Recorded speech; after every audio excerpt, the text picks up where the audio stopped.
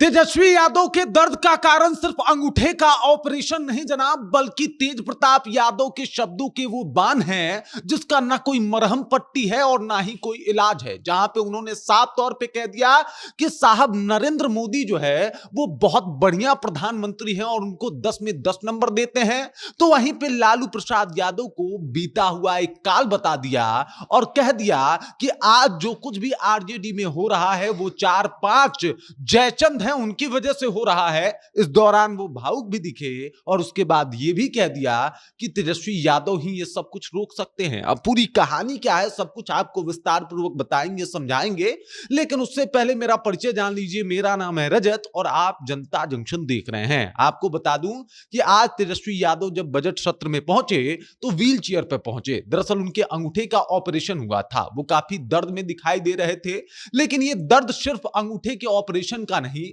बल्कि बड़े भाई के तल्ख बातों का भी हो सकता है। दरअसल तेज प्रताप यादव इन दिनों अपने पॉडकास्ट को लेकर चर्चा में हैं। वो गए थे एक पॉडकास्ट में और पॉडकास्ट के दरमियान जिस तरीके से उन्होंने सवालों का जवाब दिया उसके बाद से वहां का माहौल ही बदल गया। दरअसल इनसे पूछा गया कि साहब बताइए कि प्रधानमंत्री के तौर पे आप मोदी जी को कितने नंबर देंगे, तो 10 में 10 नंबर जो है वो दे दिया तेज प्रताप यादव ने। अब सोचिए, जिस मोदी जी की बुराई करते हुए तेजस्वी यादव नहीं थकते, उस मोदी जी को अगर उनका बड़ा भाई 10 में 10 नंबर दे दे तो इस बात का अफसोस और मलाल तो कहीं ना कहीं तेजस्वी यादव को होगा ही होगा।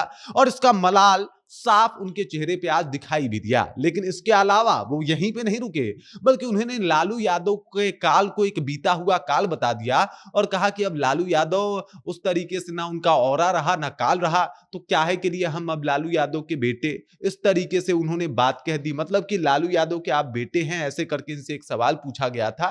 तो और पूछा गया था कि साहब आप राजनीति में आते, आप आरजेडी से टिकट अगर मिल जाता तो चुनाव लड़ते, तो इन्होंने कहा कि अगर आरजेडी से टिकट मिलता तो मैं खुद को हरवा देता। इस तरीके के सोच के साथ जो है वो तेज प्रताप यादव दिखाई दिए और तेज प्रताप यादव का ये सोच कहीं ना कहीं पूरे लालू परिवार को बहुत परेशान कर सकता है। उन्होंने कहा कि अब आरजेडी में तभी वापसी हो सकती है जब उन जयचंदों को निकाला जाए, और उन जयचंदों को निकाला जाना जो है ये सब कुछ तेजस्वी यादव के हाथ में है।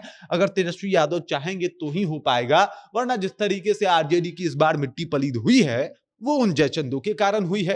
इस तरीके से अपने बातों को रखा, जयचंदू का नाम तो नहीं लिया लेकिन बिना नाम लिए ही बहुत कुछ बता दिया। अब देखिए तेजस्वी यादव जो है इस बात से परेशान हो सकते हैं, परेशानी की बात है भी, क्योंकि जिस आरजेडी को वो अभी आगे बढ़ाने की कोशिश कर रहे हैं उसी आरजेडी के ऊपर कई सारे सवाल जो है वो तेज प्रताप यादव खड़े करते हुए दिखाई दे रहे हैं।